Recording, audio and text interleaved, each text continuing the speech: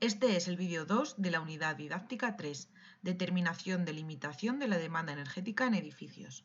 En este vídeo determinaremos el cálculo de los parámetros característicos de los componentes de la envolvente térmica. Lo primero que estudiaremos será la transmitancia térmica de los cerramientos en contacto con el aire exterior. Se estudiarán aquí los forjados ubicados bajo la cubierta a dos aguas y la fachada del edificio. Para nuestro caso, la cubierta consta de un forjado horizontal ejecutado en hormigón y faldones inclinados sobre tabiquillos de tejas. Y como dato adicional, el espacio intermedio entre el forjado y la cubierta estará aislado en su cara inferior con lana de roca. En la tabla que aparece en pantalla, hablamos de los elementos que se encuentran en contacto con el aire exterior, cuáles son sus componentes, con qué están en contacto y cuál es el parámetro que debemos controlar. Veremos en primer lugar la cubierta a dos aguas.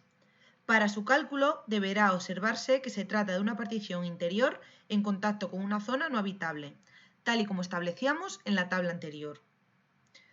Es por ello que se hará uso de la expresión que aparece en pantalla, donde dice que U es igual a UP por B, donde UP representa la transmitancia térmica del forjado bajo cubierta y B el coeficiente de reducción de temperatura que guarda relación con el espacio no habitable. Para el cálculo de la transmitancia térmica de la partición interior en contacto con el espacio no habitable, debemos recurrir al documento de apoyo del documento básico Ahorro de energía. A partir del capítulo 2.1.3.1, particiones interiores, veremos todos los datos referidos al cálculo de la transmitancia de estos elementos. Para el cálculo de UP se considerará que la resistencia superficial interior y la resistencia superficial exterior es 0,10, ya que el aire en las dos caras de la partición se considerará como interior. Tomamos el sentido de flujo ascendente, ya que la limitación de demanda se calculará en régimen de calefacción. Obtenemos B de la tabla 7, en función de la posición del aislamiento. En nuestro caso consideramos aislamiento en el forjado. Tenemos en cuenta también la relación entre el área del forjado y de la cubierta y el nivel de estanqueidad del espacio bajo cubierta. Nosotros consideraremos un nivel de estanqueidad 3, ya que todos los componentes están bien sellados y existen pequeñas aberturas de ventilación permanente para el espacio no habitable.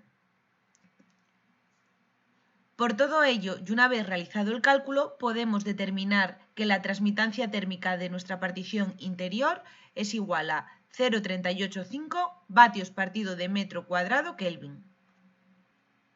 El siguiente elemento sobre el que se actuará será la fachada. Para el cálculo de la transmitancia térmica deberemos consultar los datos del proyecto del edificio. En este caso, estos datos se nos daban en el enunciado. La fachada constaba de enfoscado de mortero de cemento, medio pie de ladrillo perforado, embarrado de mortero de cemento, cámara de aire con proyectado de poliuretano sobre la hoja exterior, tabique de ladrillo hueco y enlucido de yeso. Para conocer el valor de la transmitancia térmica en este tipo de cerramientos se hará uso de la siguiente expresión matemática, que relaciona las distintas resistencias térmicas y ciertas características de los materiales utilizados en construcción de fachadas. No me voy a parar más en esta parte, ya que existe un vídeo exclusivo perteneciente a la unidad 1 en el que hablamos de cómo calcular la transmitancia en fachadas. En este caso determinaremos que la transmitancia para la fachada de nuestro proyecto es 0,584 vatios partido de metro cuadrado Kelvin. Ahora tocaría calcular la transmitancia térmica de los cerramientos en contacto con el terreno. Para el cálculo de la transmitancia del primer metro de muro ubicado bajo el suelo, se interpolará el valor de la resistencia térmica del muro. Debemos extraerlo otra vez del documento de apoyo al documento básico de ahorro de energía. En él nos establece unos esquemas y una tabla de la que podemos sacar el valor de la transmitancia. El valor UT representa la transmitancia térmica del cerramiento en contacto con el terreno. HM representa la altura del espacio habitable y la ZM representa la altura comprendida entre la línea del suelo y la parte enterrada del edificio. Por ello, nuestro enunciado nos decía que existía un desnivel del terreno de 0,60 metros. De este modo, y haciendo uso de la tabla que hemos visto con anterioridad, se obtendrá la transmitancia térmica en muros enterrados, que tiene un valor de 0,526 vatios partido de metro cuadrado Kelvin. Para el cálculo de la transmitancia térmica de las particiones interiores en contacto con espacios no habitables, tendremos en cuenta, por una parte, el tabique existente entre el gimnasio y el garaje, que se define como M2, y por otra, el forjado sobre el garaje, S2.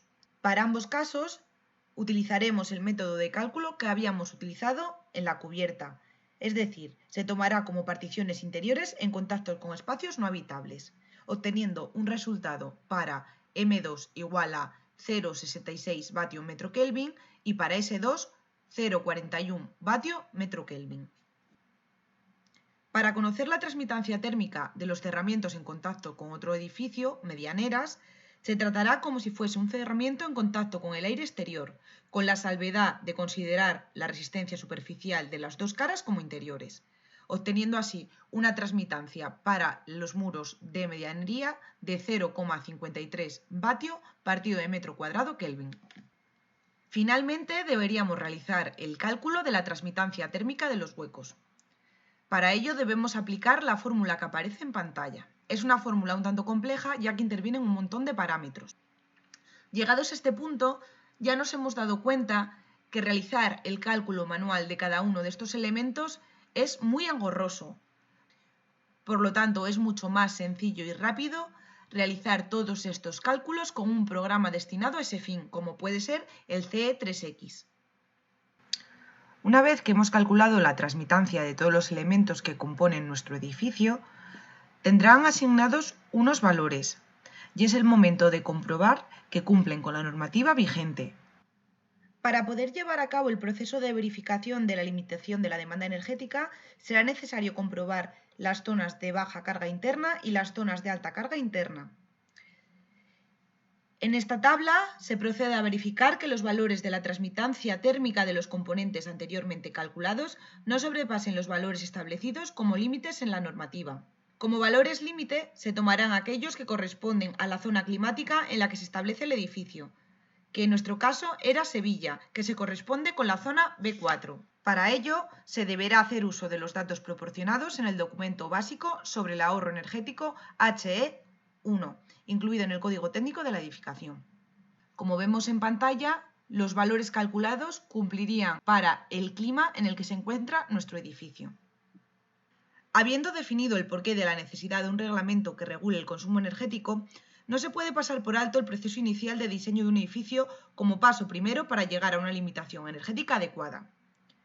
Para ello se ha podido comprobar la importancia de estudiar la documentación arquitectónica de cada uno de los elementos que conforman la construcción de un edificio antes de realizar su construcción.